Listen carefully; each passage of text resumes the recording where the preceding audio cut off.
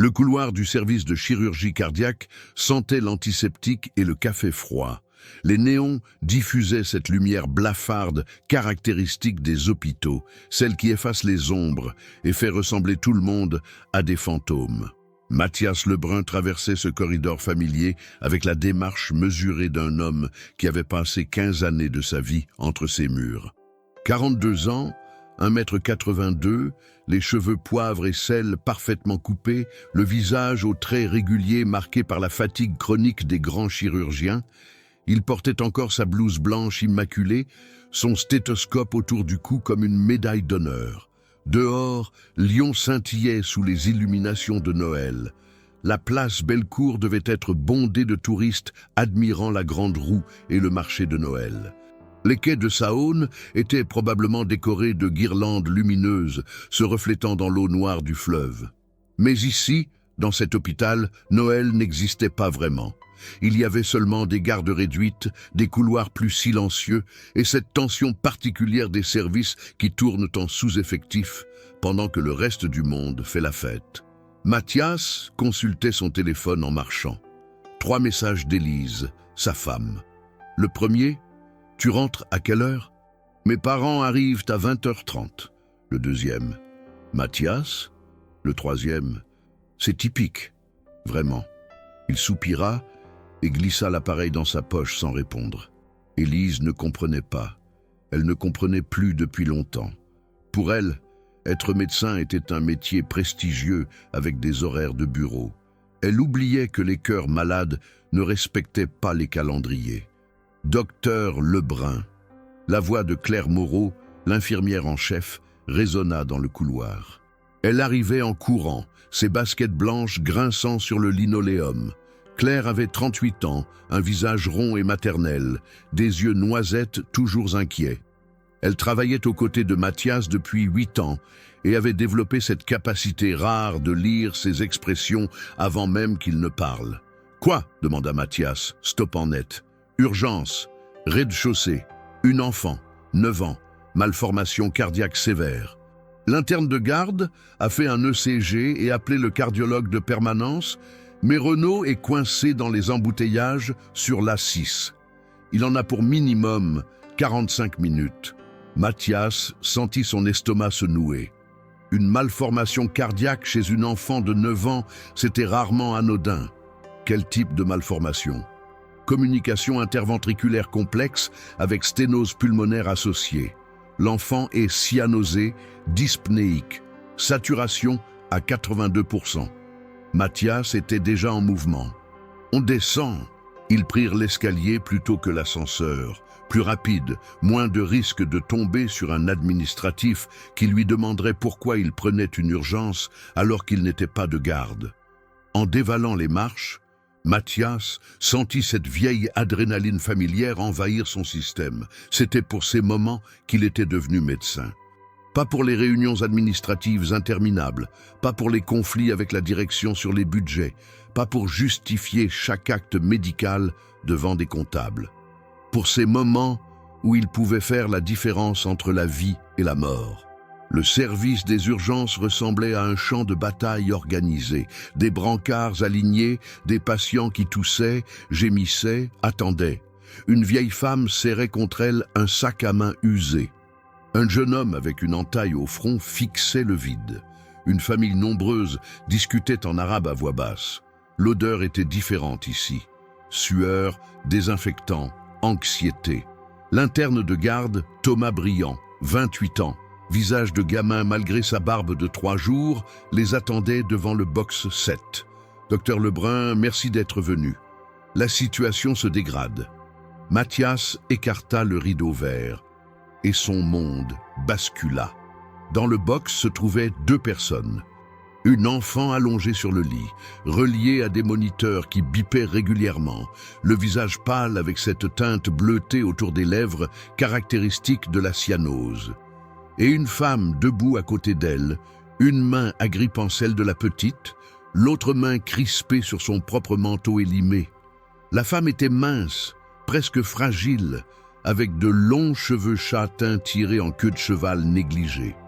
Elle portait un jean délavé, un pullover gris trop grand pour elle, des baskets fatiguées. Son visage était marqué par l'épuisement et l'inquiétude. Mais ce n'était pas ça qui fit tressaillir Mathias. C'était ses yeux. Verts, d'un vert profond, presque émeraude, avec cette façon particulière de capter la lumière. Et ce grain de beauté, juste là, sur la tempe gauche, légèrement au-dessus du sourcil. Exactement comme Anaïs. Mathias sentit ses jambes devenir coton. Son cerveau se mit à tourner à toute vitesse, calculant, recalculant. 23 ans. Anaïs avait eu 22 ans quand il l'avait quittée. Cette femme devait avoir 34, 35 ans. L'âge collait, le visage, les yeux, ce grain de beauté qu'il avait embrassé 100 fois. « Docteur !» La voix de Thomas le ramena à la réalité. Mathias se ressaisit, enfilant son masque professionnel comme une armure. « Bonjour, je suis le docteur Lebrun, chirurgien cardiaque. Expliquez-moi ce qui se passe. » La femme tourna vers lui ce regard vert chargé d'angoisse. « C'est ma fille, Léa. Elle a toujours eu des problèmes de cœur depuis qu'elle est née, mais là, depuis hier, elle respire très mal. Elle a les lèvres bleues. J'ai peur. » Sa voix tremblait, un léger accent du sud, peut-être Marseille ou Montpellier. Mathias s'approcha du lit, se concentrant sur l'enfant pour éviter de regarder la mère. Léa avait 9 ans, le visage pâle, les cheveux blonds bouclés collés par la transpiration. Elle respirait vite, trop vite, avec ce petit sifflement caractéristique. Ses lèvres et le bout de ses doigts présentaient une cyanose marquée. « Bonjour Léa », dit Mathias doucement. « Je suis le docteur Lebrun. Je vais t'examiner, d'accord ?» La petite hocha faiblement la tête. Mathias ausculta son thorax, notant le souffle cardiaque évident, rude, systolique. Il consulta rapidement l'ECG et l'échographie que Thomas avait fait. Ses années d'expérience lui permirent de poser le diagnostic en quelques secondes. Communication interventriculaire large avec sténose pulmonaire serrée. L'enfant était en décompensation. Sans intervention rapide, elle risquait l'insuffisance cardiaque aiguë. « Depuis combien de temps a-t-elle cette malformation ?» demanda-t-il à la mère sans la regarder. « Depuis sa naissance. On me l'a diagnostiquée à la maternité.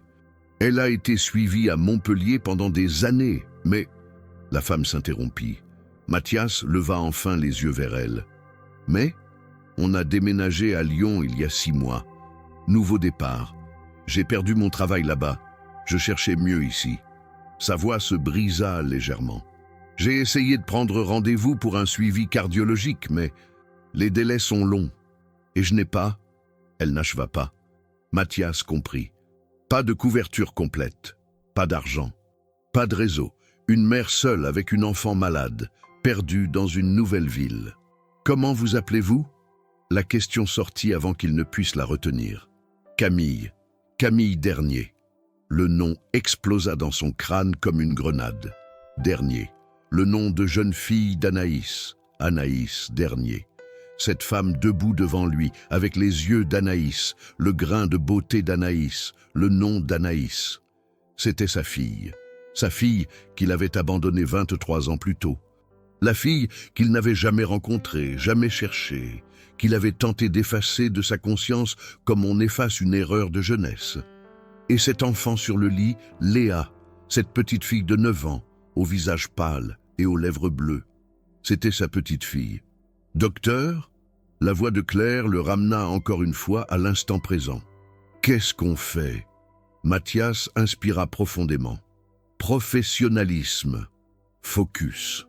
Il était chirurgien cardiaque. Rien d'autre ne comptait pour l'instant. Cet enfant a besoin d'une intervention chirurgicale urgente. Communication interventriculaire avec sténose pulmonaire. Si on ne corrige pas maintenant, elle va décompenser complètement. Thomas fronça les sourcils. Le docteur Renaud arrive dans 45 minutes. Cet enfant n'a pas 45 minutes. Regardez sa saturation. 78%. Elle continuait de chuter. Camille agrippa le bras de Mathias avec une force désespérée. « Vous pouvez la sauver, s'il vous plaît. Elle est tout ce que j'ai. » Mathias sentit quelque chose se tordre dans sa poitrine. Cette femme le touchait. Sa fille le touchait. Et elle ne savait pas. Elle ignorait totalement qui il était. « Je vais faire tout mon possible », dit-il. Puis il se tourna vers Claire et Thomas. « On la monte au bloc. Préparation immédiate. » Thomas hésita. « Docteur, vous n'êtes pas de garde. Et... administrativement. Administrativement, on sauvera les paperasses plus tard. Cet enfant ne peut pas attendre. » Mais Thomas insista mal à l'aise. « Il faut l'autorisation de l'administration pour un bloc non programmé. » Et il baissa la voix. « La famille a-t-elle une couverture complète? Parce que Monteil a envoyé une note la semaine dernière sur les interventions non remboursées. » Mathias fixa le jeune interne avec une intensité glaciale. « Thomas, tu vois cet enfant? Elle a 9 ans. Elle est en train de mourir. Est-ce que tu veux vraiment me parler de Gérard Monteil et de ses notes comptables pendant qu'elle suffoque ?» Thomas rougit et baissa les yeux. Camille intervint, la voix brisée. « Je n'ai pas beaucoup d'argent. Je suis femme de ménage. Je n'ai que la CMU de base. Je ne peux pas payer une grosse opération, mais je vous en supplie. » Mathias posa sa main sur son épaule. Un geste qu'il n'avait pas prévu. Un geste de père, peut-être. « Ne vous inquiétez pas pour ça. On s'occupe de Léa. C'est tout ce qui compte. Mais je m'occupe de tout. » Claire comprit immédiatement ce que cela signifiait. Elle croisa le regard de Mathias et il eut une détermination absolue. Elle hocha la tête. « Je prépare le bloc 3. » Pendant l'heure qui suivit, Mathias orchestra l'opération avec une précision militaire. Il contourna les protocoles administratifs, signa des formulaires avec des codes d'urgence qu'il n'était techniquement pas censé utiliser. Il marqua l'intervention comme « complication post-opératoire d'un ancien patient » pour justifier l'utilisation des ressources.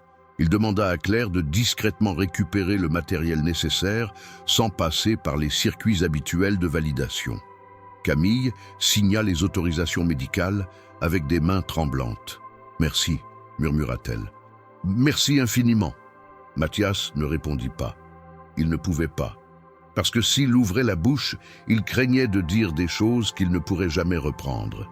À 21h15, Léa fut transférée au bloc opératoire. Mathias se frotta les mains, enfila sa tenue chirurgicale, se concentra sur ce qu'il savait faire de mieux, réparer des cœurs brisés. L'ironie ne lui échappa pas. Le bloc opératoire numéro 3 était une cathédrale de technologie médicale. Lumières aveuglantes, instruments chromés parfaitement alignés, moniteurs affichant des données vitales en temps réel. L'équipe réduite de nuit était là. Claire, l'anesthésiste de garde Philippe Garnier et 2 infirmières instrumentistes, Julie et Nathalie.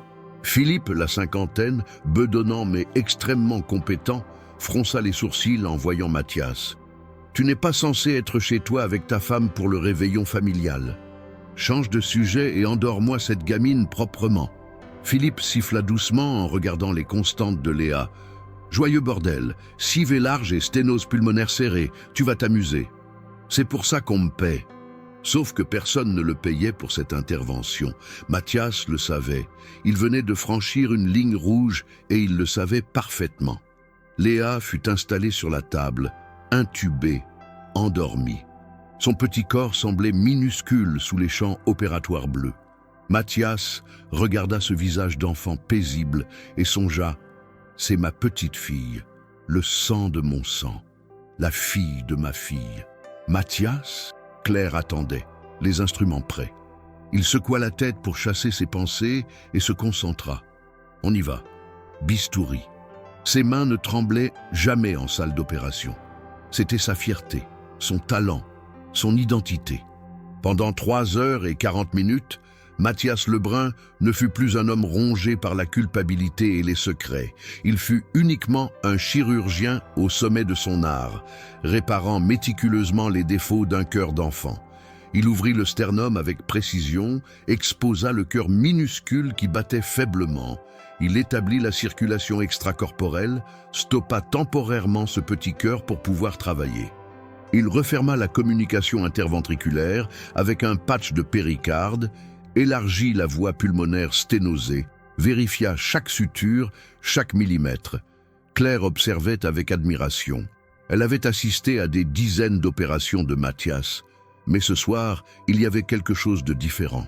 Une intensité particulière, une précision encore plus maniaque que d'habitude. « Tu es exceptionnellement concentré ce soir », murmura-t-elle.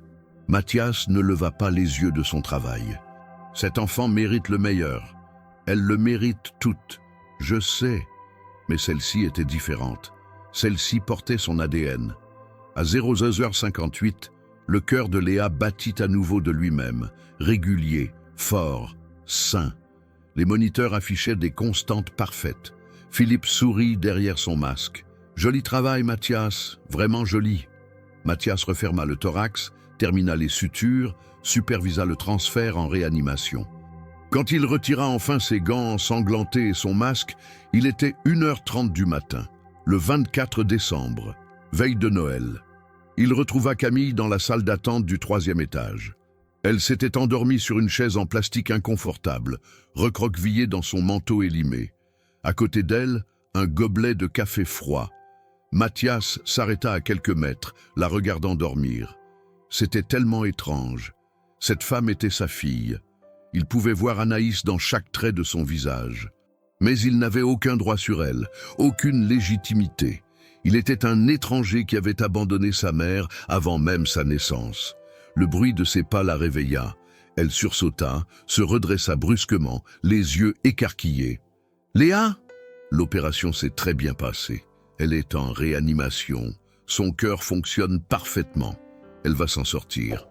Camille porta ses mains à son visage et éclata en sanglots. Des sanglots de soulagement, de gratitude, d'épuisement accumulé. Mathias resta debout, maladroit, ne sachant pas s'il devait la toucher, la consoler. Finalement, il s'assit à côté d'elle et attendit simplement que la tempête passe. Quand elle se calma enfin, elle le regarda avec des yeux rougis. « Merci. Merci infiniment. Vous lui avez sauvé la vie. C'est mon métier. » « Non. » Elle secoua la tête avec force. « C'est plus que ça. Les autres m'ont dit qu'il faudrait attendre, remplir des formulaires, vérifier ma couverture médicale. Vous l'avez opéré immédiatement. Vous n'avez même pas demandé si je pourrais payer. » Mathias sentit sa gorge se serrer. Une vie d'enfant ne se négocie pas. Camille prit sa main. Un geste spontané, plein de gratitude.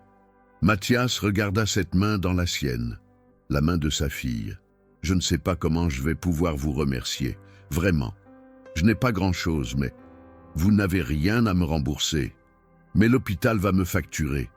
Ne vous inquiétez pas de ça. » Il mentait, il savait exactement ce qui allait arriver quand l'administration découvrirait ce qu'il avait fait, mais il s'en fichait. Camille essuya ses larmes. « Vous êtes quelqu'un de bien, docteur Lebrun. Il n'y a pas beaucoup de gens comme vous. » Si seulement elle savait. Mathias rentra chez lui à 3h du matin. L'appartement dans le 6e arrondissement était plongé dans l'obscurité. Élise dormait dans leur chambre, la porte fermée. Sur la table de la cuisine, un mot. « Mes parents sont repartis furieux. Tu m'as encore ridiculisé.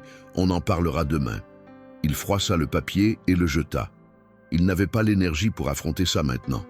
Il se versa un whisky et s'assit près de la fenêtre, regardant Lyon endormi sous les lumières de Noël. Quelque part dans cette ville, Camille veillait au chevet de Léa. Quelque part, sa fille et sa petite-fille existaient, fragiles, vulnérables et ignorantes de qui il était vraiment. Que devait-il faire? Dire la vérité? Disparaître?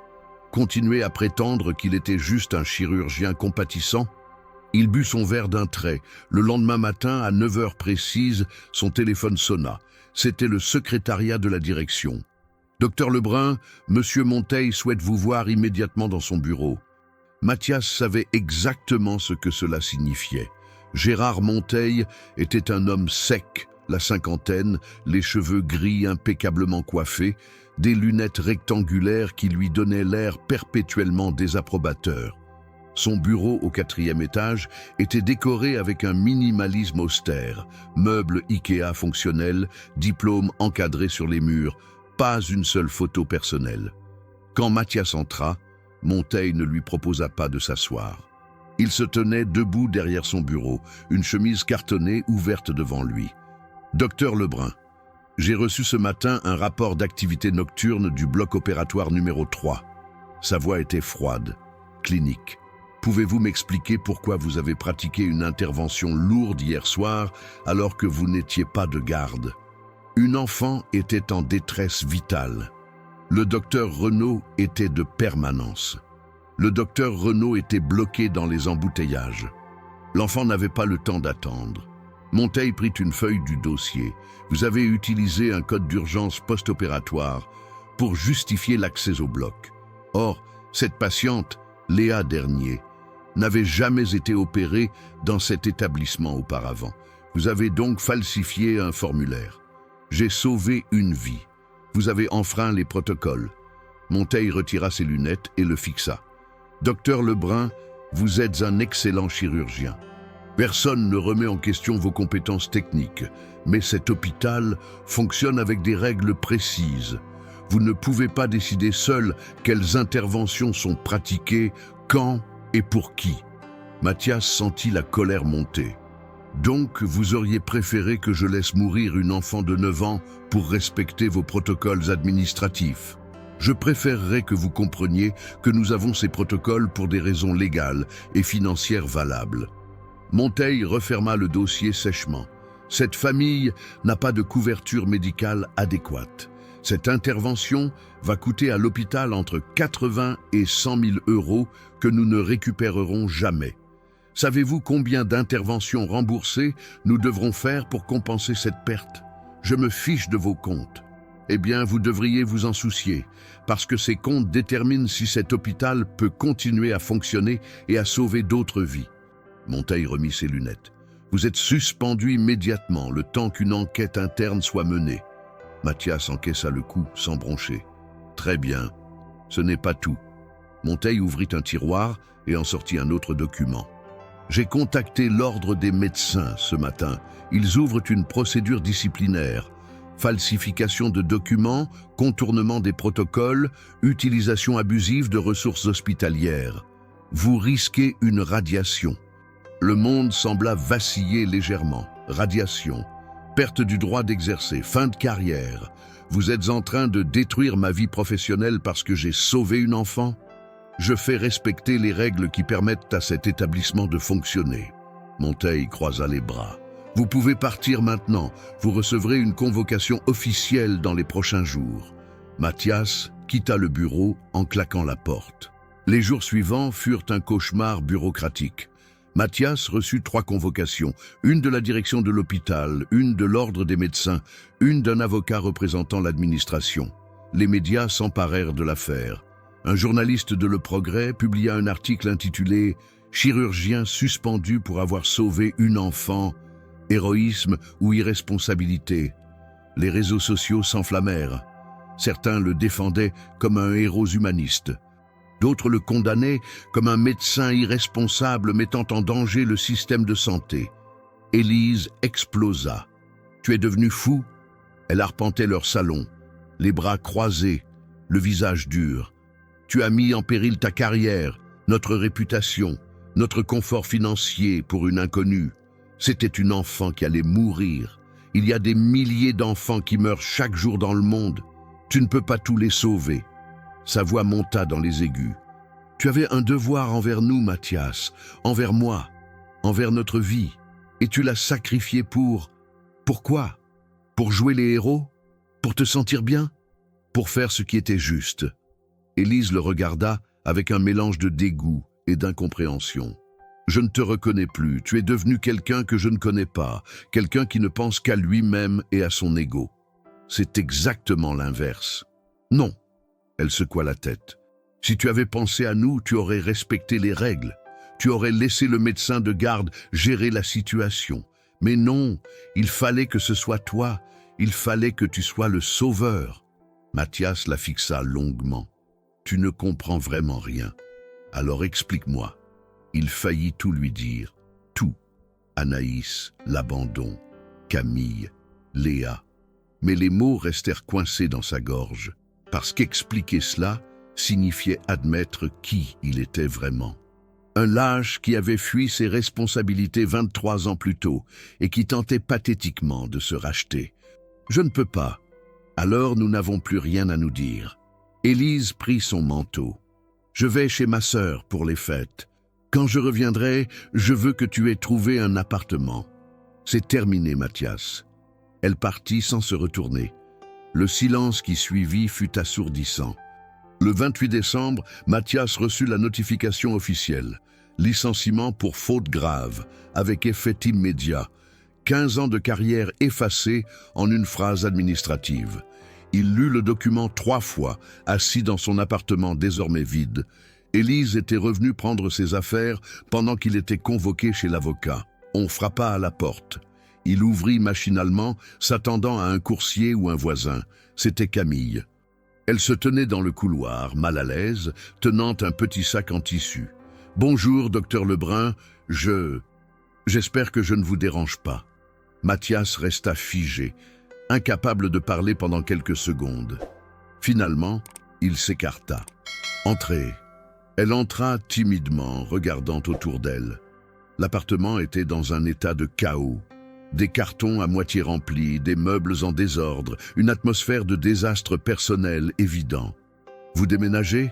demanda-t-elle. « Disons que ma vie traverse une phase de réorganisation. » Camille posa le sac sur la table. « Je vous ai apporté quelque chose. Ce n'est pas grand-chose, mais... » Elle sortit un paquet enveloppé maladroitement dans du papier cadeau. « Pour vous remercier et pour Léa !»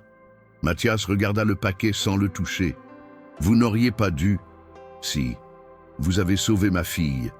C'est la seule chose qui compte pour moi dans ce monde. » Sa voix se brisa légèrement. « J'ai appris ce qui vous est arrivé. Ils vous ont renvoyé à cause de nous. Ce n'est pas votre faute. » Si. Des larmes montèrent dans ses yeux verts. « Si je n'étais pas venu cette nuit-là, si je n'avais pas supplié, vous seriez encore chirurgien. Vous auriez encore votre vie.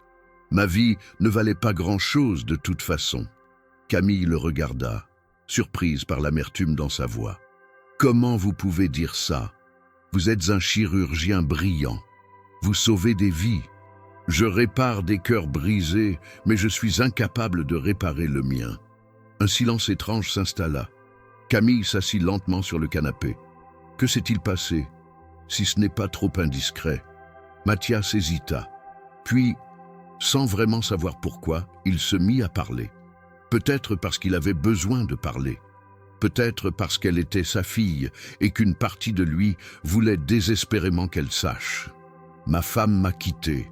Elle dit que j'ai choisi une inconnue plutôt que notre couple, que j'ai tout sacrifié par ego. Ce n'était pas de l'ego. Comment le savez-vous » Camille le regarda droit dans les yeux. « Parce que j'ai vu votre regard quand vous avez examiné Léa. Ce n'était pas le regard d'un homme qui cherche la gloire, c'était le regard de quelqu'un qui... » Elle chercha ses mots. De quelqu'un qui avait besoin de faire ce qui était juste, à tout prix. Mathias sentit quelque chose se fissurer en lui. Vous savez ce qui est ironique? Il se mit à rire amèrement. Toute ma vie, j'ai été un lâche. J'ai fui mes responsabilités. J'ai fait des choix égoïstes. J'ai blessé des gens. Et la seule fois où j'essaie vraiment de faire quelque chose de bien, ça détruit tout. Non. Camille secoua la tête avec force. Ça n'a pas détruit tout. Ça a sauvé ma fille. Ça m'a rendu mon monde, ma raison de vivre. Vous ne pouvez pas mesurer ça en termes de carrière ou de mariage. Vous avez sauvé la chose la plus précieuse qui existe. Mathias la regarda. Cette femme qu'il avait abandonnée avant même qu'elle naisse était là, dans son salon, le consolant, lui donnant une valeur qu'il ne pensait pas mériter. Qui était votre mère? La question sortit sans prévenir. Camille cligna des yeux, déstabilisée. Pardon? Votre mère. Qui était-elle? Elle s'appelait Anaïs. Anaïs Dernier. Camille baissa les yeux. Elle est morte il y a 7 ans. Cancer du sein. Mathias sentit son cœur se briser un peu plus. Anaïs était morte. La femme qu'il avait aimée puis abandonnée était partie. Je suis désolé. Pourquoi cette question? Mathias faillit tout avouer. Les mots étaient là, au bord de ses lèvres, mais il se retint. Pas maintenant. pas comme ça. Simple curiosité médicale. Les antécédents familiaux sont importants pour Léa. Ah, Camille hocha la tête, ne semblant pas suspecter quoi que ce soit. Ma mère était quelqu'un de fort. Elle m'a élevé seule. Elle ne parlait jamais de mon père, juste qu'il était parti avant ma naissance et qu'on n'avait pas besoin de lui. Chaque mot était un coup de poignard. Elle a dû être une femme exceptionnelle pour vous élever seule. Elle l'était. Camille sourit tristement. Elle me manque tous les jours, surtout dans les moments comme ça, quand Léa est malade. J'aurais aimé qu'elle soit là. Mathias sentit les larmes monter. Il se détourna pour qu'elle ne les voie pas. Camille se leva. Je devrais y aller.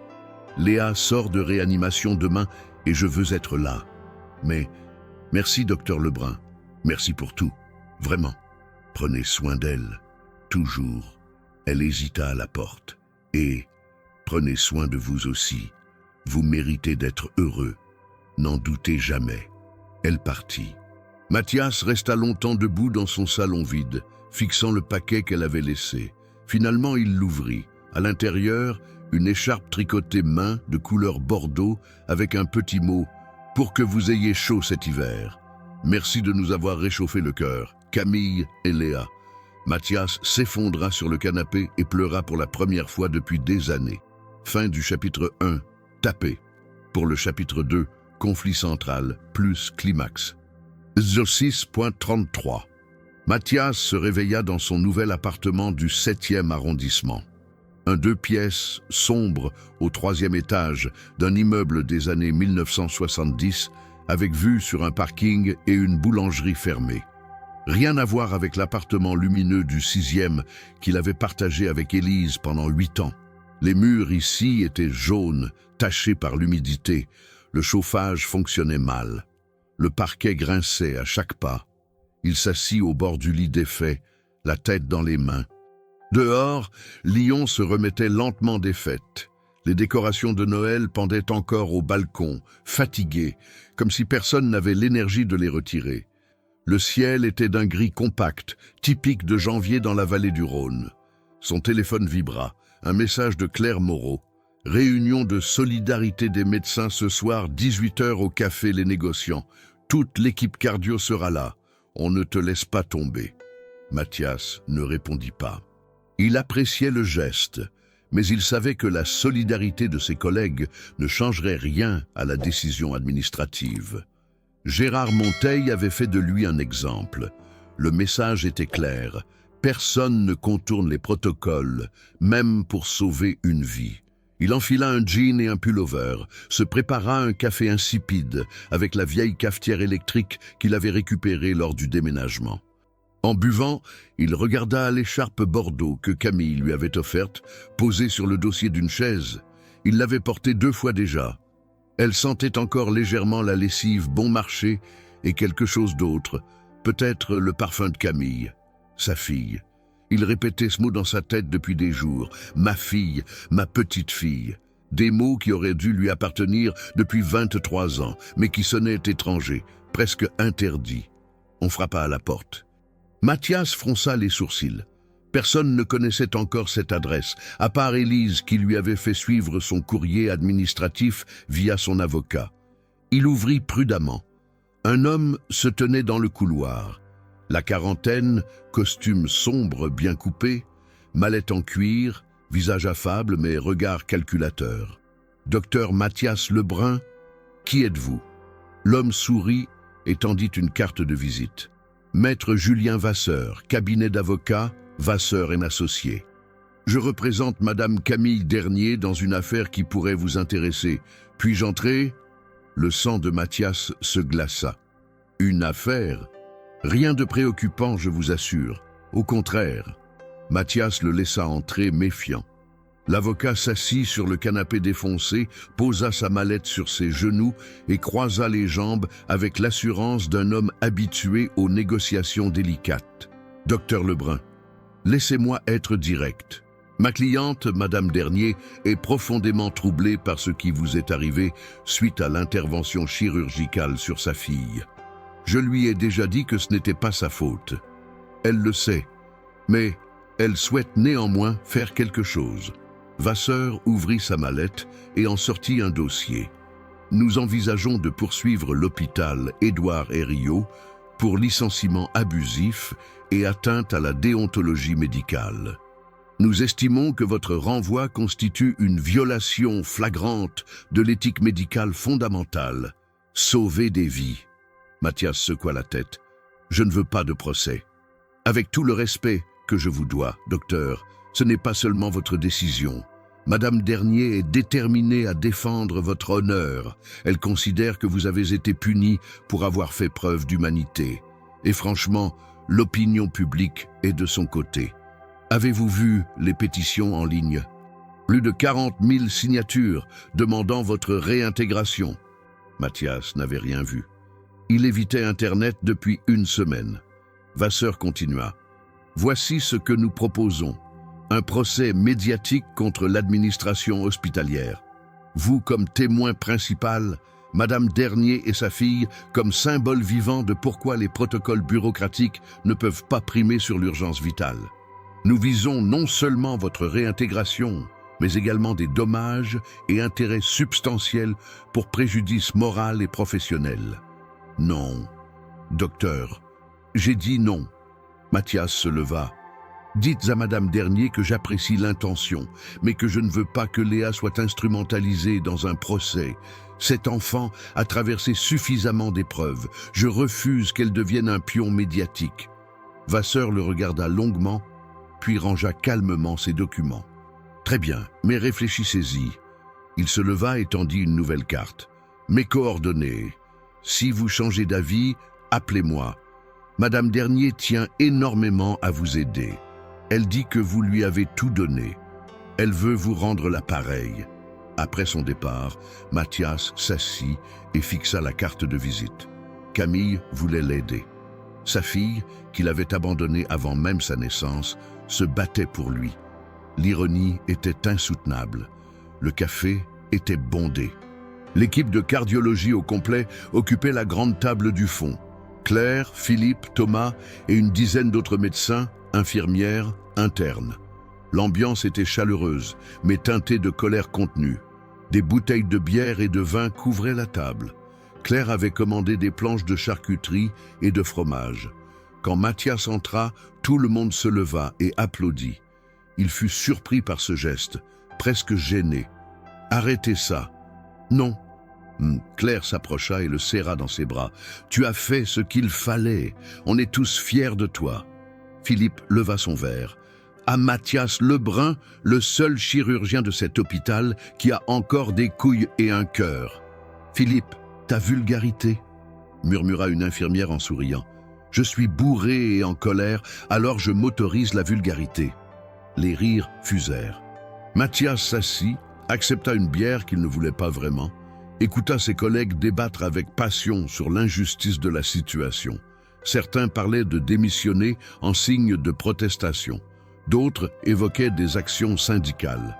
Thomas, le jeune interne, proposa même d'organiser une manifestation devant l'hôpital. « On ne peut pas laisser Monteil gagner », dit Claire avec véhémence. « S'il s'en tire, ça signifie qu'à partir de maintenant, on laisse mourir les patients qui n'ont pas les bons papiers. C'est ça qu'on veut ?»« Non !» répondirent plusieurs voix en chœur. Mathias écoutait tout ça avec un mélange de gratitude et de malaise. Ces gens se battaient pour lui, sans connaître toute la vérité. Ils le voyaient comme un héros altruiste. Ils ignoraient qu'il avait opéré Léa non seulement par compassion médicale, mais aussi par culpabilité paternelle. Que chaque suture était une tentative pathétique de se racheter d'un abandon vieux de 23 ans. « Mathias !» Claire le sortit de ses pensées. « Tu es avec nous ?»« Oui. Désolé. Qu'est-ce que tu vas faire maintenant ?»« Je ne sais pas. Tu pourrais ouvrir un cabinet privé, » suggéra Philippe. « Avec ta réputation, tu aurais des patients en masse. » Monteil a saisi l'ordre des médecins. « Si je suis radié, je ne pourrai plus exercer nulle part. » Un silence lourd tomba sur la table. Thomas brisa finalement ce silence. « J'ai entendu dire que la famille que tu as sauvée voulait lancer un procès contre l'hôpital. » Mathias hocha la tête. « Leur avocat est venu me voir ce matin. Et j'ai refusé. Pourquoi? Claire semblait sincèrement choquée. Mathias, c'est peut-être ta seule chance de te battre. Je ne veux pas que cet enfant soit exposé médiatiquement. Elle a 9 ans. Elle vient de subir une opération à cœur ouvert. Elle mérite la paix, pas un cirque judiciaire. Philippe se pencha en avant. Tu es trop bon, Mathias. C'est ton problème. Tu penses toujours aux autres avant toi-même. Peut-être. Ou peut-être que je suis juste fatigué de me battre. La porte du café s'ouvrit. Une femme entra, scrutant la salle. Mathias la reconnut immédiatement. Camille. Elle portait le même jean délavé que la dernière fois, un manteau beige trop grand, une écharpe tricotée maladroitement. Ses cheveux châtains étaient attachés en queue de cheval. Quand elle aperçut Mathias, son visage s'illumina. Elle s'approcha timidement. « Docteur Lebrun, je suis désolé de vous déranger. Votre voisin m'a dit que vous étiez ici. » Tout le monde à la table se tut, observant la scène avec curiosité. Mathias se leva. « Camille, que faites-vous ici ?»« Je voulais vous parler. » Elle regarda autour d'elle, mal à l'aise, devant tous ces regards. « Mais si ce n'est pas le bon moment. »« Non, c'est bon. » Mathias fit signe à Claire qu'il revenait et entraîna Camille vers une table vide près de la fenêtre, loin du groupe. Ils s'assirent. Un serveur passa et Camille commanda un thé. Mathias remarqua ses mains, rouges, abîmées, avec de petites coupures, des mains de femme de ménage qui travaillaient dur. « Comment va Léa ?» demanda-t-il. Le visage de Camille s'éclaira. « Merveilleusement bien, elle est sortie de l'hôpital avant-hier. Elle a encore besoin de repos, mais le cardiologue dit que son cœur fonctionne parfaitement, grâce à vous. Je suis content. Docteur Lebrun. » Elle hésita. « J'ai appris que vous avez refusé de poursuivre l'hôpital. Votre avocat travaille vite. Il est déçu, moi aussi. » Elle posa ses mains sur la table. « Vous avez tout perdu pour nous. Votre travail, votre mariage, votre réputation, et vous refusez qu'on vous aide. Pourquoi ?» Mathias but une gorgée de bière pour gagner du temps. « Parce que Léa ne doit pas être mêlée à ça. Mais elle veut vous aider. » Les yeux verts de Camille brillaient d'émotion. « Elle me parle de vous tous les jours. Elle dit que vous êtes son héros, que vous l'avez sauvé quand tout le monde disait non. » Mathias sentit sa gorge se serrer. « Elle a dessiné un portrait de vous. » Camille sortit un papier plié de sa poche et le déplia sur la table. C'était un dessin d'enfant maladroit mais touchant, un homme en blouse blanche avec un grand sourire, des étoiles autour de lui et en haut en lettres multicolores. « Merci, docteur Lebrun, mon ange gardien. » Mathias fixa le dessin, incapable de parler. « Vous voyez, » continua Camille, « vous n'êtes pas seul dans cette histoire. Nous sommes là. Nous voulons nous battre avec vous. Vous ne me devez rien. »« Si !» Sa voix se brisa. « Vous nous devez tout. Sans vous, je n'aurais plus de fille. Je serais seul, complètement seul. Vous avez sauvé ma raison de vivre. » Mathias prit une grande inspiration. C'était le moment. Il devait dire la vérité. Il le devait. « Camille, il y a quelque chose que vous devez savoir. » Elle le regarda, attendant. Mais au moment où Mathias allait parler, son téléphone vibra. Un message de l'ordre des médecins. Convocation disciplinaire fixée au 15 janvier, 14 h. Présence obligatoire. Risque de radiation temporaire ou définitive. Il lut le message 2 fois. La radiation, c'était vraiment en train d'arriver. « Docteur Lebrun ?» Camille posa sa main sur la sienne. « Qu'est-ce qu'il y a ?» Il rangea son téléphone. « Rien, juste des complications administratives. Je suis vraiment désolé. » Elle serra sa main. « Tout ça à cause de nous. » »« Non. » Il secoua la tête. « Pas à cause de vous, à cause de moi, de mes choix, de... » Il ne termina pas. Parce qu'à ce moment précis, il réalisa quelque chose. S'il avouait maintenant qui il était, Camille le verrait différemment. Elle comprendrait que son geste n'était pas purement altruiste, que c'était aussi de la culpabilité, de la dette, une tentative désespérée de se racheter. et il ne supportait pas l'idée qu'elle le regarde avec dégoût plutôt qu'avec cette admiration touchante qu'il lisait dans ses yeux verts. Il était encore un lâche. « De quoi ?» insista Camille. « De rien. Laissez tomber. » Elle ne sembla pas convaincue, mais n'insista pas. « Docteur Lebrun, acceptez au moins que je vous aide financièrement. Vous avez perdu votre salaire. Vous avez dû déménager. » « Non, mais... » Camille. Il retira doucement sa main. « Vous êtes femme de ménage. Vous élevez seule une enfant malade. Vous n'avez pas les moyens de m'aider financièrement et je refuse que vous essayiez.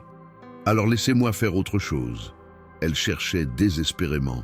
« Je peux nettoyer votre appartement, cuisiner pour vous, n'importe quoi. » L'idée de Camille dans son appartement, faisant le ménage, était tellement absurde et douloureuse que Mathias faillit rire. « Non, vraiment. Ce que vous pouvez faire de mieux pour moi, c'est prendre soin de Léa. La voir heureuse et en bonne santé, c'est tout ce que je veux. » Camille le regarda longuement. « Vous êtes vraiment quelqu'un de spécial, vous savez ? » Si seulement elle savait à quel point il était ordinaire, lâche, égoïste. « Je dois y aller, » dit-il brusquement. « Prenez soin de vous. » Il se leva, retourna vers sa table, où ses collègues continuaient à débattre bruyamment, récupéra sa veste et quitta le café sans se retourner. Dehors, l'air froid de janvier le gifla. Il marcha rapidement dans les rues de Lyon, sans direction précise, essayant de fuir quelque chose qu'il portait en lui. Camille vivait dans un petit 2 pièces au rez-de-chaussée d'un immeuble vétuste. L'appartement était modeste mais propre, décoré avec soin malgré les moyens limités. Des rideaux colorés aux fenêtres, des plantes vertes sur le rebord, des dessins de Léa scotchés sur les murs. L'odeur de soupe aux légumes flottait dans l'air. Léa était assise sur le canapé, emmitouflée dans une couverture, regardant un dessin animé. Elle allait mieux chaque jour, mais devait encore éviter les efforts. Son teint avait retrouvé des couleurs. Ses lèvres n'étaient plus bleues. Camille préparait le dîner tout en réfléchissant. Quelque chose la tracassait depuis sa conversation avec Mathias au café. Il avait commencé à dire quelque chose d'important, puis s'était arrêté. À cause de moi, de mes choix, de quoi? Pourquoi un chirurgien renommé, marié, avec une carrière brillante, avait-il risqué tout ça pour une inconnue? Ça n'avait aucun sens. Même l'altruisme le plus pur avait des limites rationnelles. Elle repensa à ce moment aux urgences. Le regard de Mathias, quand il l'avait vu pour la première fois. Ce flash étrange dans ses yeux, comme s'il l'avait reconnu. Mais c'était impossible. Ils ne s'étaient jamais rencontrés auparavant. Ou peut-être que si. Camille s'essuya les mains et alla chercher une vieille boîte en carton au fond de son placard. C'étaient les affaires de sa mère, Anaïs. Des photos, des lettres, des souvenirs qu'elle n'avait jamais eu le courage de trier complètement depuis sa mort. Elle fouilla dedans, sortant des albums photos jaunis. Sa mère jeune, souriante, à Paris. Sa mère enceinte, seule. Sa mère la tenant bébé, l'air épuisé mais heureux. Puis elle tomba sur quelque chose qu'elle avait oublié. Une enveloppe, avec son prénom écrit dessus. Pour Camille, à n'ouvrir qu'après ma mort. Elle l'avait trouvée 7 ans plus tôt, après les funérailles, mais ne l'avait jamais ouverte. C'était trop douloureux, trop définitif. Maintenant, ses mains tremblaient en déchirant le sceau. À l'intérieur, une lettre, l'écriture tremblante de sa mère, écrite probablement pendant ses derniers jours. « Ma chérie, si tu lis ceci, c'est que je ne suis plus là. Je suis désolé de ne pas avoir eu le courage de te dire certaines choses en face. Je suppose que j'étais lâche, comme lui, ton père. Tu m'as souvent demandé qui il était. Je t'ai toujours dit que ça n'avait pas d'importance, qu'on n'avait pas besoin de lui. C'était vrai, mais tu mérites de connaître la vérité. Il s'appelait Mathias Lebrun. Je l'ai rencontré à Paris quand j'avais 22 ans. C'était un jeune étudiant en médecine, brillant, ambitieux, beau. Je suis tombée follement amoureuse. Pendant 6 mois, on a vécu quelque chose d'intense. Puis, je suis tombée enceinte. Quand je lui ai annoncé, il a paniqué. Il m'a dit qu'il ne pouvait pas être père, qu'il avait des examens importants, une carrière à construire. Il m'a laissé de l'argent et une lettre froide me conseillant de faire ce qui était raisonnable. C'était sa façon élégante de me dire d'avorter. Je ne l'ai pas fait. Je t'ai gardé.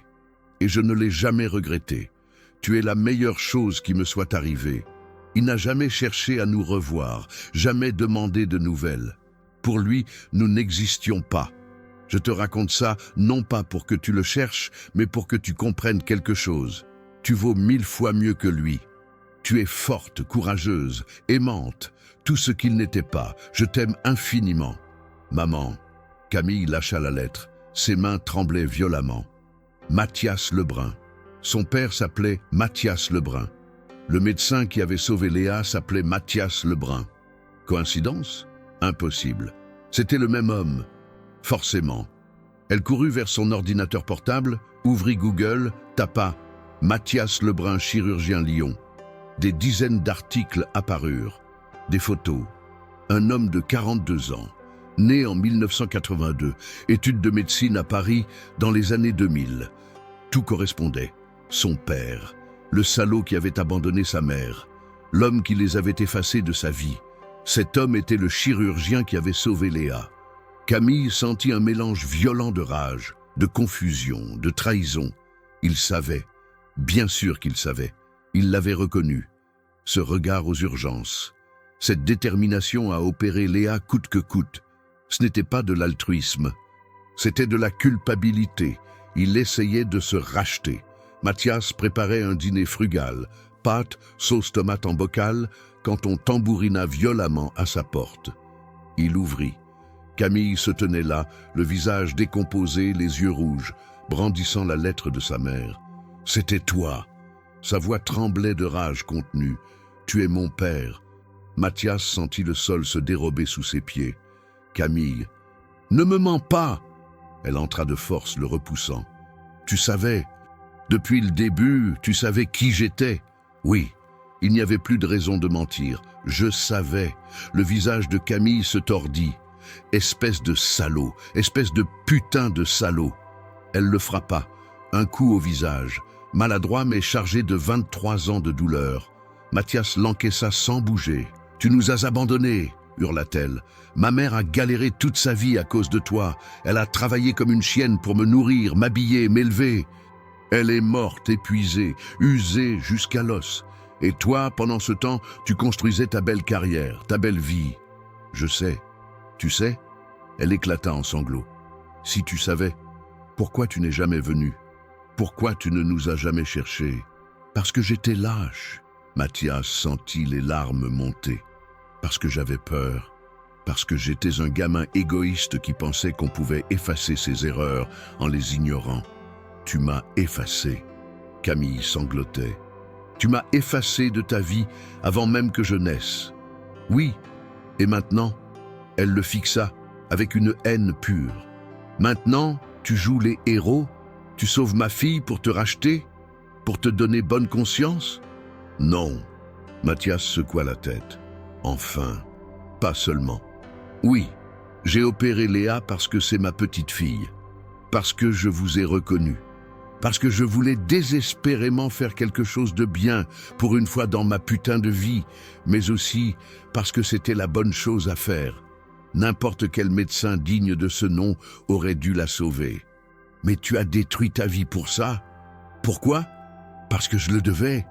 Sa voix explosa. Parce que j'ai passé 23 ans à me détester pour ce que j'ai fait, parce que chaque jour, je pensais à Anaïs, à toi, à la vie que vous avez dû mener à cause de moi. Et quand je t'ai vu dans ces urgences, j'ai su que c'était ma seule chance, ma seule putain de chance de faire quelque chose qui compte vraiment. Camille recula, sonnée par cette explosion émotionnelle. Anaïs est morte, continua Mathias, la voix brisée. Je ne pourrai jamais m'excuser auprès d'elle. Je ne pourrai jamais réparer ce que je lui ai fait. Mais toi et Léa, vous êtes vivantes. Et si je peux faire quelque chose, n'importe quoi pour vous aider, pour compenser ne serait-ce qu'un millième de ma dette envers votre famille, alors je le ferai. Même si ça me coûte tout. Un long silence suivit. Camille s'assit lourdement sur le canapé, épuisée. « Je te déteste », murmura-t-elle finalement. « Je sais. Tu n'as aucun droit sur nous. Je sais. Léa ne saura jamais qui tu es. Mathias sentit son cœur se briser un peu plus. D'accord. Camille le regarda, les yeux encore mouillés. Pourquoi tu as accepté de tout perdre? Ta carrière, ton mariage, ta réputation, pour une gamine que tu ne connaissais même pas? Parce qu'elle était innocente.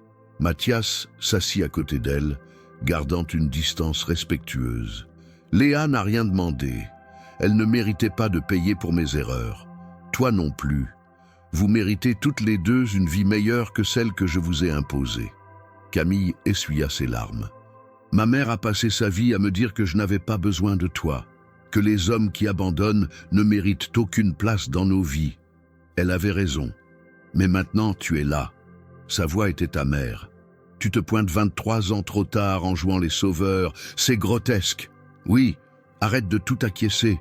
Elle se tourna vers lui, furieuse. Défends-toi, explique-toi, dis quelque chose qui ait du sens. Mathias la regarda dans les yeux. Ses yeux verts qu'il avait tant aimés chez Anaïs. Il n'y a rien à expliquer qui justifie ce que j'ai fait.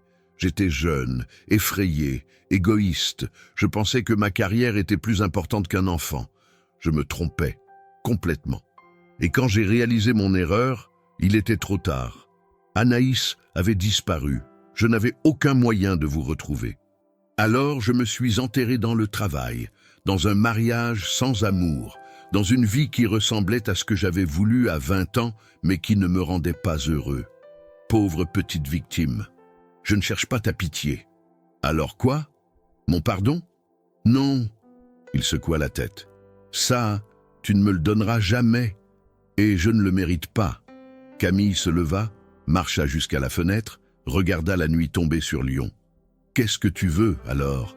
Juste, être sûr que toi et Léa allez bien, que vous ne manquez de rien, que Léa reçoit les meilleurs soins médicaux possibles. On n'est pas une œuvre de charité. Je sais, et on n'a pas besoin de toi. Je sais ça aussi. Camille se retourna. Alors pourquoi je devrais te laisser une place dans nos vies? Explique-moi. Donne-moi une seule raison valable. Mathias hésita. Puis, lentement, il dit « Parce que Léa mérite de savoir qu'elle a un grand-père. Pas parce que je le mérite, moi, mais parce qu'elle mérite une famille plus grande, plus stable. Elle a de la famille, elle a moi. Je sais, et tu fais un travail extraordinaire, mais... » Il chercha ses mots. « Si quelque chose t'arrivait, si tu tombais malade, si tu avais un accident, Léa serait seule. » Le visage de Camille se contracta. C'était sa peur la plus profonde. Mourir comme sa mère. Laisser Léa orpheline. C'est dégueulasse de dire ça. C'est la vérité. Un nouveau silence. Finalement, Camille soupira. « Je ne sais pas quoi faire. Prends ton temps. Léa te voit comme un héros. Si elle apprend que tu es son grand-père, elle ne l'apprendra que si tu décides de le lui dire. » Camille hocha lentement la tête. « Je dois partir, j'ai besoin de réfléchir. » Elle se dirigea vers la porte, s'arrêta, se retourna. « Une dernière chose. Ma mère, est-ce que tu l'aimais vraiment? Ou c'était juste une aventure étudiante ?» Mathias ferma les yeux. « Je l'aimais, vraiment. C'était la première et probablement la seule femme que j'ai vraiment aimée. Mais j'étais trop immature pour le comprendre à l'époque. Quand je l'ai réalisé des années plus tard, il était trop tard. » Camille sembla digérer cette réponse, puis elle partit sans ajouter un mot. Mathias resta seul dans son appartement, le silence écrasant. Il venait de perdre son dernier secret. Le bâtiment était austère, typiquement administratif français, façade grise des années 1980, fenêtres étroites, hall d'entrée qui sentait le vieux papier et la cire à parquet. Mathias attendait dans un couloir au 3e étage, assis sur une chaise en plastique inconfortable. Il portait son unique costume, celui qu'il réservait autrefois aux conférences médicales importantes. Il avait maigri ces dernières semaines. Le col de sa chemise flottait légèrement. À côté de lui, Maître Vasseur consultait ses notes. L'avocat avait finalement accepté de le représenter bénévolement après que Claire eut insisté pendant 3 jours.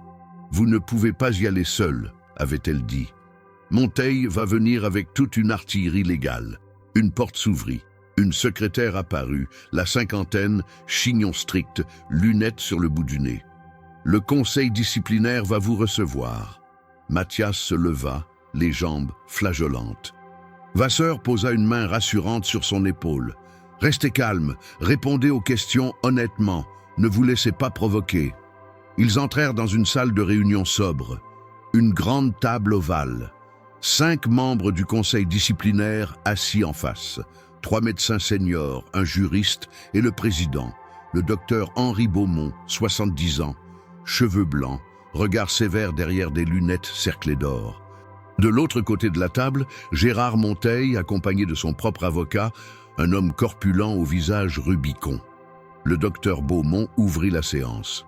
« Docteur Lebrun, vous comparaissez aujourd'hui devant ce conseil pour répondre de plusieurs accusations. Falsification de documents administratifs, contournement des protocoles hospitaliers, utilisation abusive de ressources et mise en danger potentiel d'une patiente par intervention non autorisée. Comprenez-vous la gravité de ces accusations ? Oui, Monsieur le Président. Bien, Monsieur Monteil, vous pouvez présenter votre témoignage. Gérard Monteil se leva, impeccable dans son costume 3 pièces. Il parla pendant 20 minutes, exposant méthodiquement les faits, l'intervention non programmée, les formulaires falsifiés, le coût pour l'hôpital, la violation des procédures. Il présenta des documents, des factures, des témoignages d'autres administratifs. Sa conclusion fut cinglante. Docteur Lebrun est un excellent chirurgien. Personne ne remet en question ses compétences techniques, mais il a délibérément bafoué les règles qui permettent à notre système de santé de fonctionner. Si chaque médecin décidait arbitrairement qui soigner, quand et comment, ce serait le chaos. Les protocoles existent pour une raison. Ils protègent non seulement les patients, mais aussi l'institution. Le docteur Beaumont hocha la tête. « Docteur Lebrun, qu'avez-vous à répondre ?» Mathias se leva lentement. Sa voix était calme, presque résignée. « Monsieur Monteil a raison sur les faits. J'ai effectivement contourné les protocoles. J'ai utilisé des codes d'urgence de manière incorrecte. J'ai pris des décisions qui n'étaient pas de mon ressort administratif. Tout cela est vrai. » Il marqua une pause. « Mais voici ce que M. Monteil omet de mentionner. Le soir du 23 décembre, une enfant de 9 ans est arrivée aux urgences en détresse cardiaque sévère, communication interventriculaire complexe avec sténose pulmonaire, saturation en chute libre. Le médecin de garde était bloqué dans les embouteillages pour au moins 45 minutes. Cet enfant n'avait pas 45 minutes. Les membres du conseil écoutaient attentivement. J'ai pris la décision d'opérer immédiatement parce que c'était la seule option médicalement acceptable. Aurais-je dû attendre ? Regarder cet enfant suffoquer lentement pendant que je remplissais des formulaires ? Appeler l'administration pour obtenir une autorisation écrite ? Vous auriez pu attendre le docteur Renaud, intervint Monteil froidement. Et si l'enfant était morte pendant l'attente ? Mathias le fixa. Qui aurait porté cette responsabilité ? Vous ? Le docteur Renaud coincé sur l'autoroute ? Ou moi, chirurgien présent et compétent, qui aurait laissé mourir une patiente par respect des protocoles ? Un silence pesant tomba sur la salle. L'un des médecins du conseil, une femme d'une 60aine d'années, intervint. « Docteur Lebrun, personne ici ne remet en question votre choix de sauver cet enfant. Mais les procédures existent aussi pour protéger les patients. Comment pouvons-nous être sûrs que votre intervention était médicalement nécessaire et non pas, elle chercha ses mots, motivée par d'autres facteurs ? Mathias sentit son cœur s'accélérer. Est-ce qu'il savait ? Est-ce que quelqu'un avait découvert le lien ? Quels autres facteurs ? Demanda-t-il prudemment. Ambition personnelle, désir de reconnaissance, hubris médical. Mon seul facteur était de sauver une vie. Mais vous comprenez notre inquiétude, continua la femme. Si chaque médecin agissait selon sa propre conscience plutôt que selon les protocoles établis, le système s'effondrerait. Maître Vasseur se leva. Avec tout le respect que je vous dois, madame, le système s'effondre précisément quand les protocoles deviennent plus importants que les vies humaines. Le docteur Beaumont fronça les sourcils. Maître Vasseur, nous comprenons votre position, mais Non. Vasseur l'interrompit avec une audace calculée. Je ne crois pas que vous compreniez. Vous êtes en train de juger un homme qui a sauvé une vie. Une enfant de 9 ans respire aujourd'hui grâce à lui. Et vous envisagez de le radier pour ça? Nous envisageons de le sanctionner pour avoir enfreint les règles, corrigea Beaumont sèchement. Des règles qui, dans ce cas précis, auraient tué une enfant. Monteil intervint, agacé. C'est de la rhétorique émotionnelle. Non, c'est la vérité médicale. Vasseur sortit un dossier médical. J'ai ici le rapport du docteur Renaud, le cardiologue de garde ce soir-là. Il confirme que si le docteur Lebrun n'était pas intervenu, l'enfant aurait probablement fait un arrêt cardiaque avant son arrivée. Il tendit le document au conseil. Le docteur Beaumont le parcourut, son expression se durcissant. Pourquoi le docteur Renaud n'est-il pas venu témoigner en personne? Demanda-t-il.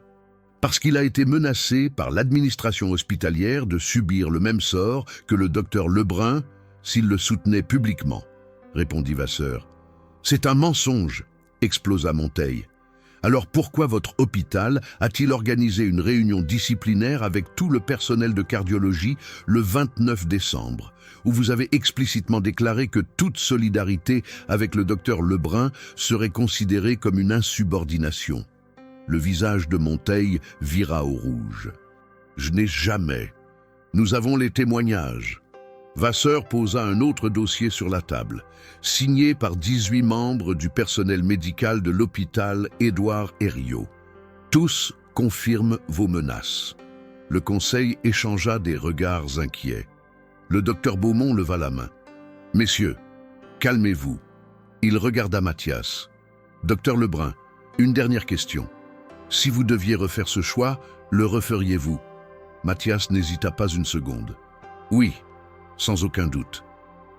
Même en sachant les conséquences. Même en sachant les conséquences. Parce qu'une carrière peut être reconstruite. Une réputation peut être restaurée. Mais une vie perdue ne revient jamais. Le docteur Beaumont hocha lentement la tête. Très bien. Le conseil va délibérer. Vous serez informé de notre décision sous 8 jours. Mathias lisait un vieux livre de médecine, une habitude réconfortante des jours difficiles. Quand on frappa doucement à sa porte, il ouvrit. Camille se tenait là, mais elle n'était pas seule. À côté d'elle, tenant sa main, se trouvait Léa. La petite fille avait bonne mine. Ses joues avaient repris des couleurs. Elle portait un manteau rose, une écharpe tricotée, un bonnet avec des oreilles de chat. Ses yeux brillaient de curiosité. « Bonjour, docteur Lebrun », dit-elle avec un grand sourire. Mathias sentit sa gorge se nouer. « Bonjour, Léa ». Camille sembla mal à l'aise. « Je sais que c'est inattendu, mais Léa voulait absolument te voir. » Elle hésita sur le « te », comme si le tutoiement était encore étrange. Elle a insisté pendant 3 jours. Léa hocha vigoureusement la tête. Maman m'a dit que tu habites tout seul maintenant, que ta femme est partie. Alors j'ai pensé que tu devais être triste. Mathias ne savait pas quoi dire. Il s'accroupit pour être à la hauteur de Léa. C'est très gentil de penser à moi. Ben puis, continua la petite fille avec la logique implacable des enfants, tu m'as sauvé la vie. Alors c'est normal que je vienne te voir. Maman dit qu'on doit toujours être reconnaissant envers les gens qui nous aident. Ta maman a raison. Léa sortit un dessin de son sac à dos. Je t'ai fait un nouveau dessin, regarde. C'était un portrait de famille naïf mais touchant. Une femme, Camille, une petite fille, Léa, et un homme en blouse blanche, Mathias. Tous se tenant la main sous un arc-en-ciel. En haut, écrit maladroitement « Ma famille ».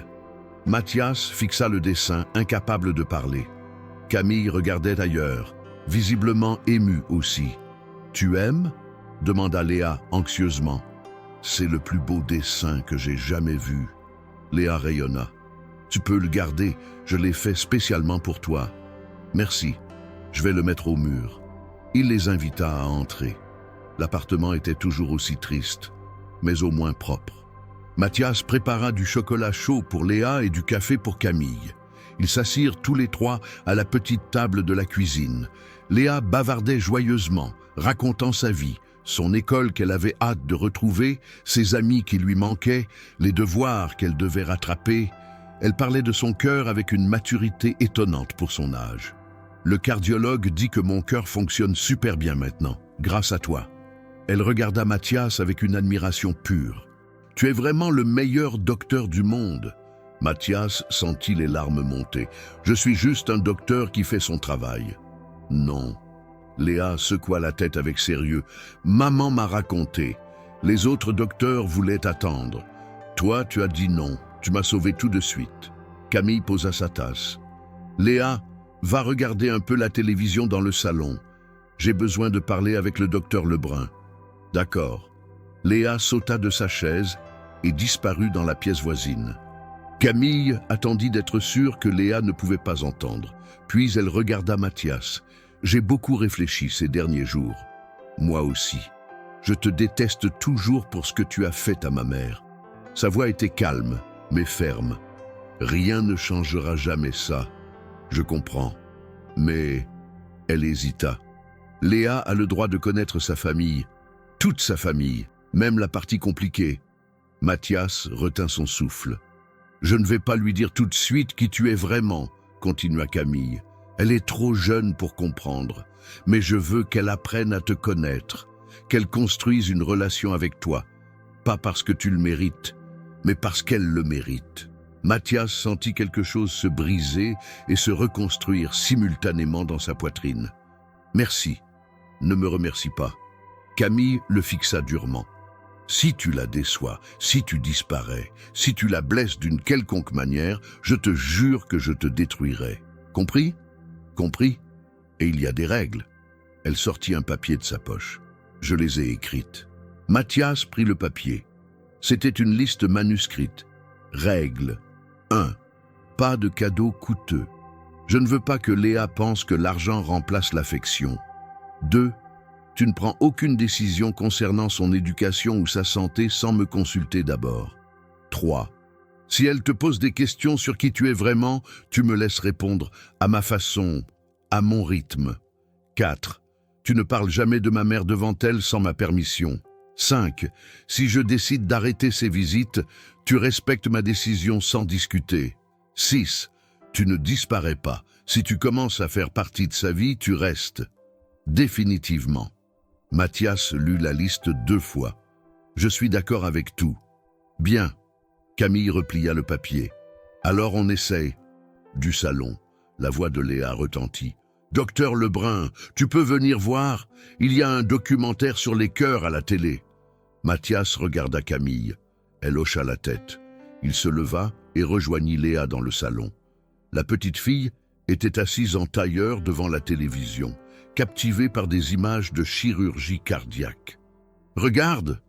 dit-elle en le voyant arriver. « C'est comme ce que tu as fait dans mon cœur. » Mathias s'assit à côté d'elle. « Oui, c'est ça. Ah, ça devait être difficile. Un peu, mais ton cœur est fort. Il m'a bien aidé. » Léa posa sa tête contre l'épaule de Mathias, geste spontané et confiant. « Je suis contente que ce soit toi qui m'aies opéré. Pas un autre docteur. Toi. » Mathias passa prudemment un bras autour de ses épaules. « Moi aussi, je suis content. » Depuis la cuisine, Camille observait la scène, les yeux humides. Le téléphone de Mathias sonna. Numéro de l'ordre des médecins. « Docteur Lebrun ? Ici, le secrétariat du conseil disciplinaire. Nous vous informons que la décision concernant votre cas a été prise. Vous recevrez le document officiel par courrier demain, mais le docteur Beaumont souhaite vous parler personnellement. Je vous le passe. » Un déclic, puis la voix du docteur Beaumont. « Docteur Lebrun, le conseil a longuement délibéré. Votre cas a provoqué des débats intenses. » Mathias ferma les yeux, attendant le verdict. Après examen de tous les témoignages, incluant le rapport du docteur Renaud et les témoignages du personnel hospitalier, le conseil a décidé à l'unanimité que votre intervention était médicalement justifiée. Mathias ouvrit les yeux, incrédule. Cependant, continua Beaumont, vous avez effectivement enfreint les protocoles administratifs. Nous ne pouvons pas ignorer cela. Notre décision est donc la suivante. suspension temporaire de 3 mois avec obligation de suivre une formation sur les procédures hospitalières. Après quoi, vous pourrez reprendre votre activité. Pas de radiation? Non, pas de radiation. La voix de Beaumont s'adoucit légèrement. Docteur Lebrun, vous avez sauvé une vie. C'est notre mission première. Le Conseil estime que radier un médecin pour avoir fait exactement cela enverrait un message terrible à toute la profession. Mathias sentit ses jambes faiblir. Il s'assit lourdement. Merci. Ne me remerciez pas. Faites juste en sorte que cette suspension soit constructive. Apprenez à naviguer entre votre conscience médicale et les réalités administratives. Les deux sont nécessaires. Je le ferai. Bien, et docteur Lebrun? Oui? Félicitations. Pour l'opération. C'était du très beau travail. Beaumont raccrocha. Mathias resta assis longtemps, le téléphone à la main, réalisant lentement ce qui venait de se passer. Il n'était pas radié. Il pourrait exercer à nouveau. Dans 3 mois. Il appela immédiatement Claire. « Mathias !» Elle décrocha à la première sonnerie. Alors, suspension de 3 mois, puis réintégration possible. Claire hurla de joie si fort qu'il dut éloigner le téléphone de son oreille. « Oh mon Dieu, Mathias, c'est génial, on organise une fête ce soir. » Claire. « Pas de discussion, 20 heures, les négociants, toute l'équipe sera là. » Elle raccrocha avant qu'il puisse protester. Mathias sourit pour la première fois depuis des semaines. Puis il appela Camille. Mathias se présenta à l'hôpital pour récupérer ses affaires personnelles restées dans son bureau. Gérard Monteil l'attendait, visiblement furieux. « Docteur Lebrun, Monsieur Monteil !» Ils se faisaient face dans le couloir administratif, comme 2 duellistes. « J'ai appris la décision du Conseil, » dit Monteil froidement. « Félicitations, vous avez réussi à les convaincre que l'anarchie médicale est acceptable. Ce n'était pas de l'anarchie, c'était du soin. Vous avez coûté à cet hôpital 100 000 € et 3 semaines de chaos médiatique. J'ai sauvé une vie. » Monteil fit un pas en avant. « Vous savez ce qui est ironique ? Vous vous prenez pour un héros, mais vous avez juste de l'ego démesuré.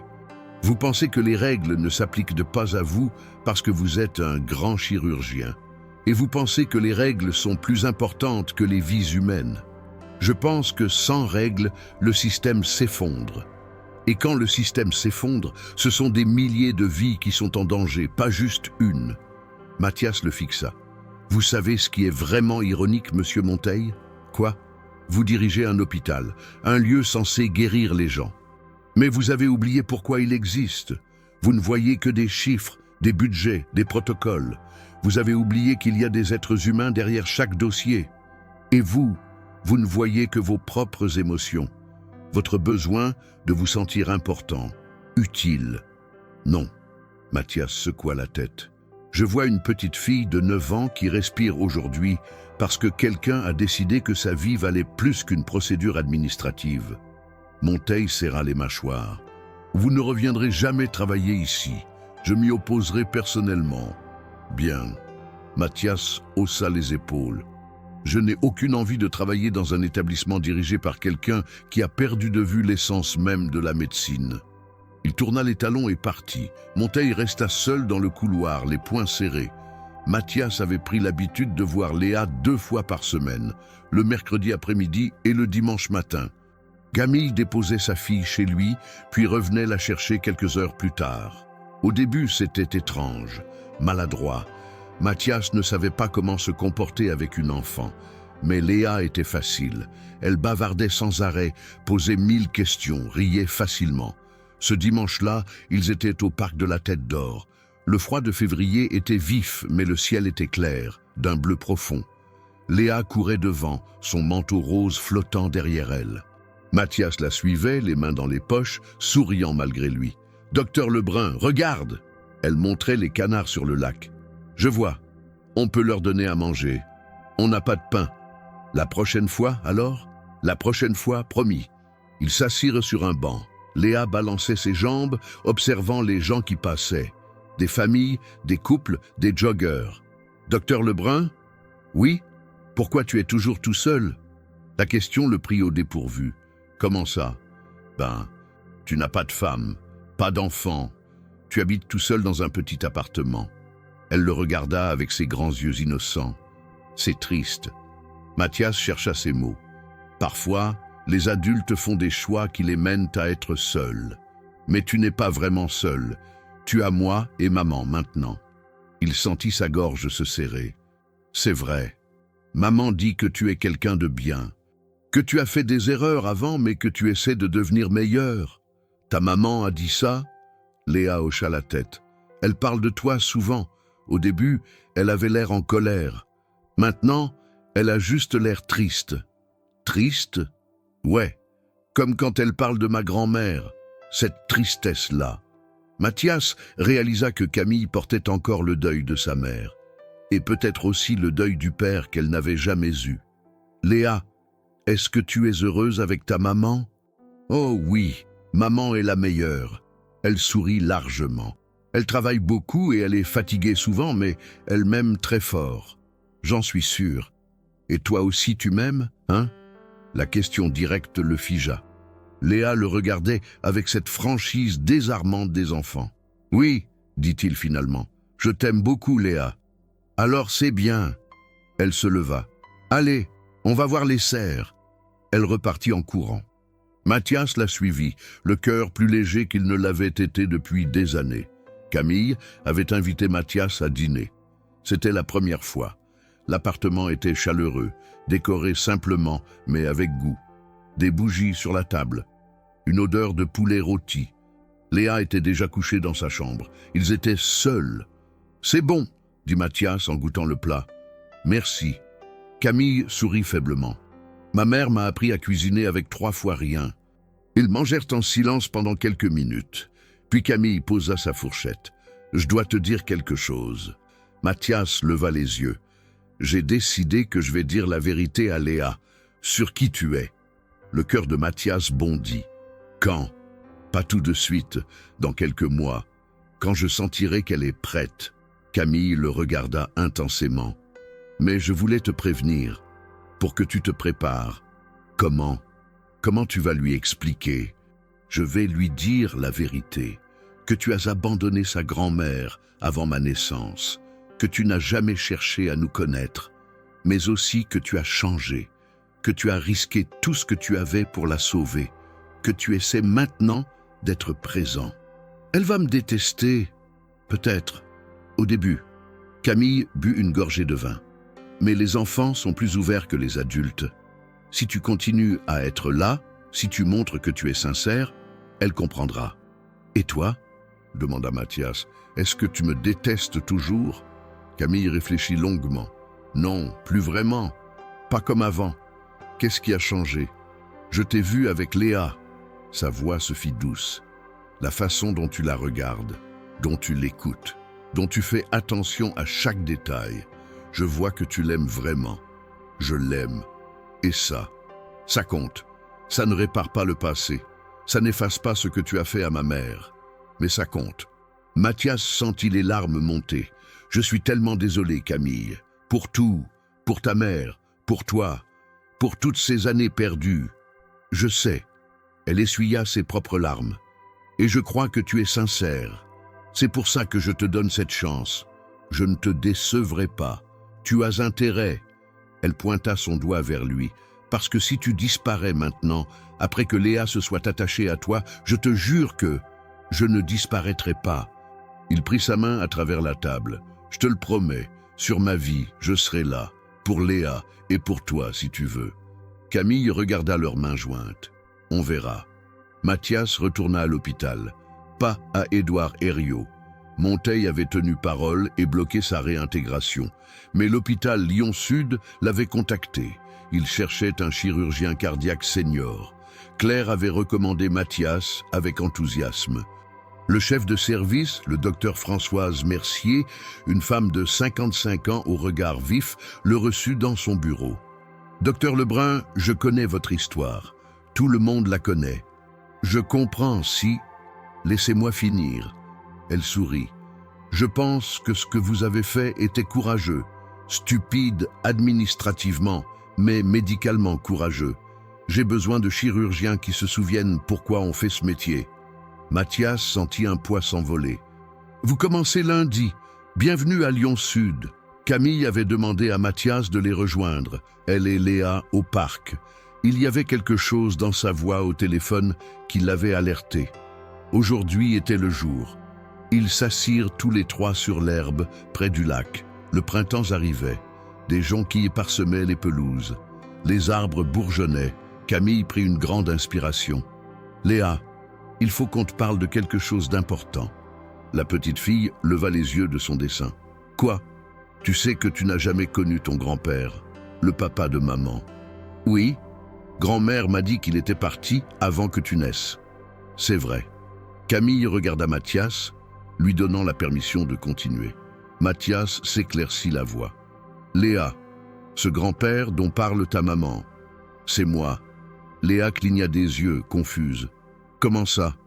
Je suis le papa de ta maman, ton grand-père. » Le visage de Léa passa par plusieurs expressions, confusion, incrédulité, compréhension lente. « Mais pourquoi tu ne me l'as pas dit avant ? » ?»« Parce que c'est compliqué. » Camille prit la main de sa fille. « Le docteur Lebrun a fait des erreurs quand il était jeune. Il a abandonné grand-mère et moi. On ne s'est jamais rencontrés jusqu'à ce que tu tombes malade. » Léa regarda Mathias avec des yeux immenses. « Tu nous as abandonnés ? » ?»« Oui. » Il ne détourna pas le regard. « J'ai abandonné ta grand-mère quand elle était enceinte de ta maman. C'était la pire erreur de ma vie. » « Pourquoi ? Parce que j'avais peur. Parce que j'étais jeune et égoïste. Parce que je pensais que ma carrière était plus importante qu'une famille. » Les yeux de Léa se remplirent de larmes. « Mais tu es gentil avec moi. Tu m'aimes. » »« Oui, je t'aime énormément. Alors pourquoi tu as été méchant avec grand-mère et maman ?» La question, dans sa simplicité déchirante, le brisa. Parce que j'étais quelqu'un de différent à l'époque. Quelqu'un de moins bien. J'ai mis beaucoup d'années à comprendre mon erreur. Et quand je t'ai vu à l'hôpital, j'ai su que c'était ma chance de faire quelque chose de bien, de me racheter. Léa essuya ses larmes. « C'est pour ça que tu m'as sauvé, parce que je suis ta petite fille. En partie, mais aussi parce que c'était la bonne chose à faire. N'importe quel médecin aurait dû te sauver. » Léa resta silencieuse longtemps, puis elle demanda « Est-ce que tu vas encore nous abandonner ?»« Non, jamais. Je te le promets. Comment je peux te croire ?» Camille intervint doucement. « Parce qu'il est là depuis des mois, Léa. Il vient te voir 2 fois par semaine. Il tient ses promesses. Les gens peuvent changer. » Léa regarda sa mère. « Toi, tu lui pardonnes ?» Camille hésita. « J'essaie. C'est difficile. Mais je vois qu'il fait des efforts, qu'il t'aime vraiment. Alors oui, petit à petit, je lui pardonne. » Léa se tourna vers Mathias. « Alors moi aussi, je vais essayer. » Elle se leva, fit 2 pas vers lui et le serra dans ses bras. Mathias la serra contre lui, les larmes coulant librement sur ses joues. « Je t'aime, grand-père, » murmura-t-elle. C'était la première fois qu'elle utilisait ce mot. Mathias ne put parler. Il hocha juste la tête, la serrant plus fort. Camille les regardait, pleurant aussi. La vie avait trouvé un nouveau rythme. Mathias travaillait à Lyon Sud, où il était devenu chef de service adjoint. Sa réputation s'était reconstruite, différente mais solide.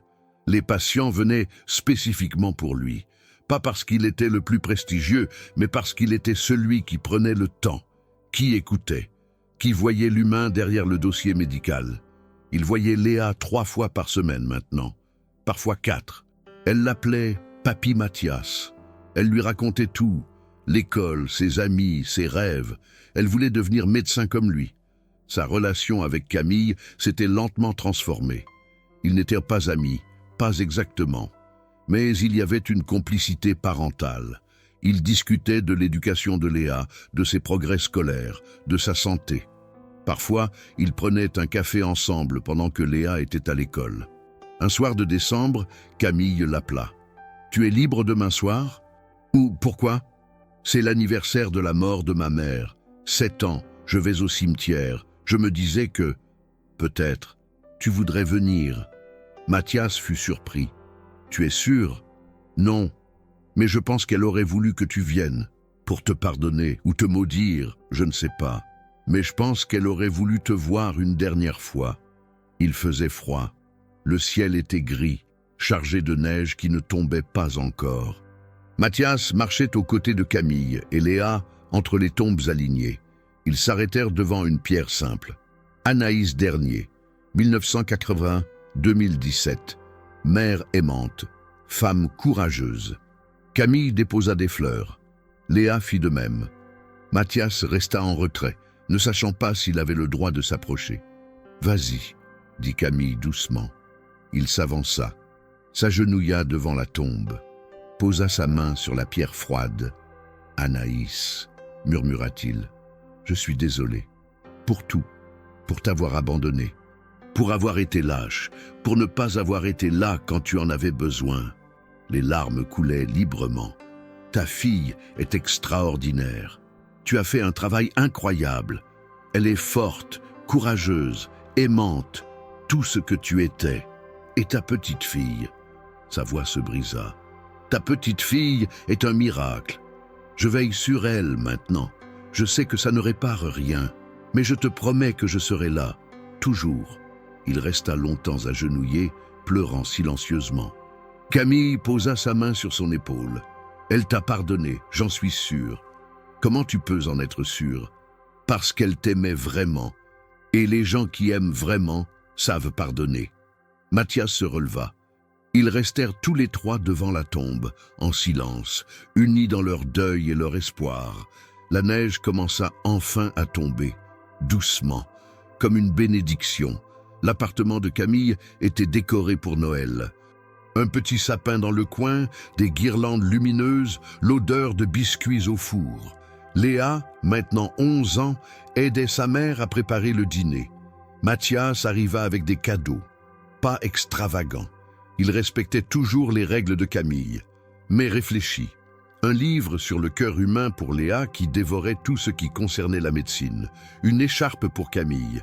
Ils dînèrent ensemble. Rire, histoire, chaleur.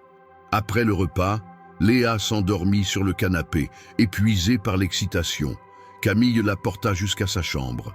Quand elle revint, Mathias était debout près de la fenêtre, regardant Lyon, illuminé. « À quoi tu penses ?» demanda-t-elle. « À quel point j'ai failli tout rater. » Camille s'approcha. « Mais tu ne l'as pas raté, tu es là. Grâce à toi. Tu m'as donné une chance que je ne méritais pas. Tu la mérites maintenant. » Elle sourit. « Tu as prouvé que les gens peuvent changer. » Mathias se tourna vers elle. « Merci Camille, pour tout, pour Léa, pour m'avoir laissé faire partie de votre vie. Tu fais plus que partie de notre vie. » Elle prit sa main. « Tu es notre famille. » Le mot résonna dans l'air. Famille. Mathias réalisa qu'après des années de solitude, de culpabilité, de tentatives ratées de construire quelque chose qui ait du sens, il avait enfin trouvé ce qu'il cherchait. Pas la rédemption complète. Il ne pourrait jamais effacer ce qu'il avait fait, mais une seconde chance, imparfaite, compliquée, mais réelle, et c'était suffisant.